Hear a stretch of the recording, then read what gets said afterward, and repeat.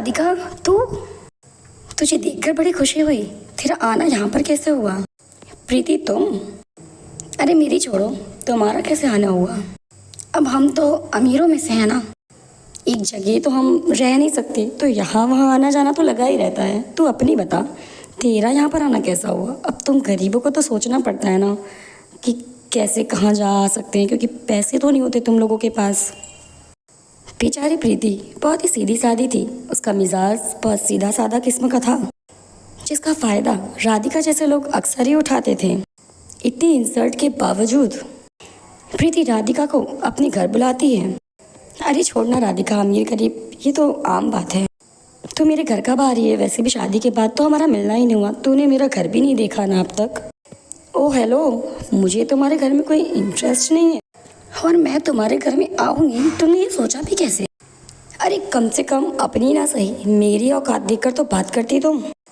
बेचारी प्रीति को राधिका ने खूब इंसल्ट किया और अब प्रीति बेहद उदास हो जाती है।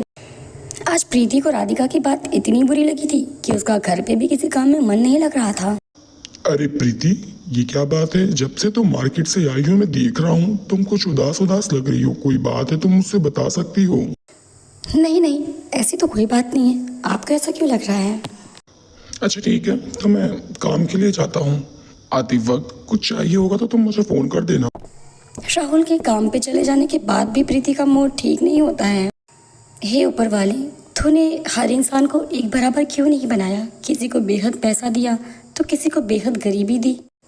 राधिका की बात प्रीति को इस बार इतनी ठेस पहुंचा चुकी थी, ये प्रीति को भी नहीं पता था। प्रीति का अब घर में किसी काम में भी मन नहीं लगता था। ऐसे ही एक बार ज़ोरदार तूफान और बारिश में उफ, मेरी गाड़ी को भी अभी ख़राब होना था। अब मैं कहाँ जाऊँगी इतने वक्त? सारी गाड़ी, सब कुछ रास्ता, सब कुछ बंद हो चुका है बारिश की वजह से। ये सामने किसका घर है? इस झोपड़ी में कोई ना कोई तो रहता ही होगा। मैं जाती हूँ अंदर, देखती हूँ। राधिका जब अंदर जाकर देखती है तो वो दंग रह जाती है, क्योंकि वो घर किसी और का नहीं, उसकी वही गरीब दोस्त प्रीति का था। अरे प्रीति, तो राधिका तुम यहाँ पर कैसे? तुम्हें मेरे घर का पता किसने दिया? अरे किसी ने नहीं यार, तेज़ बारिश और तूफान के कारण मेरी गाड़ी ख़राब हो गई है। अगर तू बुरा ना माने तो मैं एक रात तेरे घर में रह सकती हूँ। नहीं राधिका, मुझे ये बात बिल्कुल बुरी नहीं लगेगी, बल्कि मुझे तो आज बहुत खुशी होगी। खुशी किस बात की? वो इसलिए कि जब मैंने तुम्हें अपने घर आने की दावत दी तब तो तुमने आने से साफ साफ मना कर दिया। हालांकि तुमने मना ही नहीं किया, मेरा दिल अंदर से तुमने बिल्कुल तोड़ दिया था। जो आज तक मैंने कभी ऊपर वाले से सवाल नहीं किया, लेकिन तुम्हारी इंसल्ट के बाद मैंने मेरे ऊपर वाले से सवाल किया और उसने मुझे जवाब भी दे दिया। उस दिन तुमने खुद मना किया था ना, और आज हालात देखो, तुम खुद मेरे घर की मोहताज हो इस वक्त पर। ठीक इसी तरह जैसे आज तुम्हें मेरे घर की ज़रूरत हुई ना, इसी तरह ये टूटा फूटा ही सही पर ये मेरा घर है और मेरी सारी ज़रूरत इसी घर से पूरी होती है। राधिका को अपनी गलती का एहसास होता है और राधिका प्रीति से माफ़ी मांग लेती है। प्रीति मुझे माफ़ कर दे, आज मुझे मेरी गलती का एहसास हो रहा है।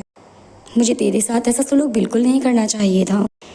दोस्तों, इस कहानी से हमें यही सीख मिलती है कि आप जैसा सलूक दूसरों के साथ करते हैं, एक ना एक दिन आप उस कंडीशन में ज़रूर पहुंचते हैं।